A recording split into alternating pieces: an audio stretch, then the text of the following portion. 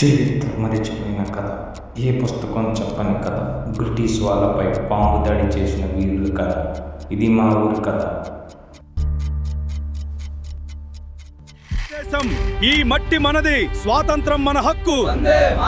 మనం కలిసికట్టుగా బ్రిటిష్ పాలనను అంతం చేయాలి. ఆ రోజు రాత్రి ఇద్దరు వ్యక్తులు బెంగాల్ నుంచి వచ్చి తెనాలి రైల్వే స్టేషన్లో దిగి కటివారం చేరుకున్నారు. ఇప్పుడు లేదా ఎప్పటికీ లేదు. అవును, ఇంకే దారి లేదు. అయితే బయలుదేరదాం. ఒక్కటి గుర్తుంచుకోండి, జాగ్రత్తగా చూసుకోండి. భయమవుతోంది, కానీ మనం చేయాలి.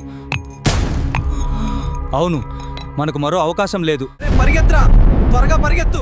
జాగ్రత్త, ప్రయోగం జరుగుతోంది. వెనక్కి వెళ్ళండి. ఏది ఏమైనా ఈరోజు రాత్రి మనం బాంబు వేయాలి. అవును, వేయాలి. సిద్ధంగా ఉండండి.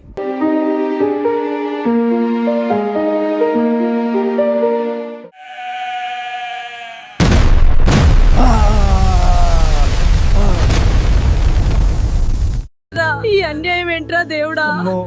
నా బిడ్డ పోయాడే, మమ్మల్ని వదిలి ఎలా వెళ్తావురా? ధైర్యంగా ఉండు, మన చావుకి ఎవరు కారణం? గుర్తు తెలియని శవం ఒకటి కనిపించింది. కాలువ గట్టున జరిగిన పేలుడు తెనాలి గడ్డపై విప్లవజాలకు నాందని తెలుస్తుంది. ఈ బాంబుల తయారీ వెనుక ఉన్న అసలైన సూత్రధారి చుక్కపల్లి రామయ్య అని తెలుస్తుంది. మీకు పంపుతున్న ఈ రిపోర్ట్లో రాసింది కేవలం మృతదేహం వివరాలే కాదు దొర, తెనాలి కుర్రాళ్ళ గుండెల్లో రగులుతున్న స్వతంత్ర కాంక్ష. రామయ్య బాంబులు తయారు చేస్తుంటే ఆ కటివరం కుర్రోళ్ళు తోడయ్యారు. ఇక యుద్ధం మొదలైందనుకుంటా. బహుశా మీరందరూ రావాల్సి ఉంటుంది. తనిఖీని ప్రారంభించండి. ఎవిడెన్స్ ఏముందో చూడండి. అవును సార్.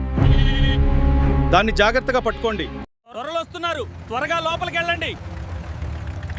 వాళ్ళు మళ్ళీ ఎందుకు వచ్చారు? ఏదో ఆపద వస్తోంది. ఊరుకో పాప, భయపడకు. ఎవరమ్మా ఆయన? ఆయన మన ఆంధ్రకేసరి టంగుటూరి ప్రకాశం పంతులు గారు. చేయాల్సింది అదే. అవును, మనం సిద్ధంగా ఉన్నాం. దస్తావేజులు సిద్ధం చేసుకోండి. ఇక్కడున్నాయి పంతులు గారు. మీ చట్టాల కంటే మానవత్వం గొప్పది.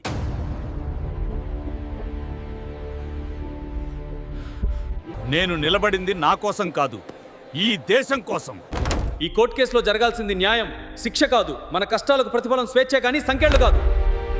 ఈరోజు ఈ నేరంపై నిలబడింది కేవలం వీళ్ళు. ఈ నేల మాది, న్యాయం మా వైపే ఉంది. మీ తీర్పు చరిత్రలో నిలుస్తుంది. నడవంది, తొందరగా పడవలోకి వెళ్ళండి.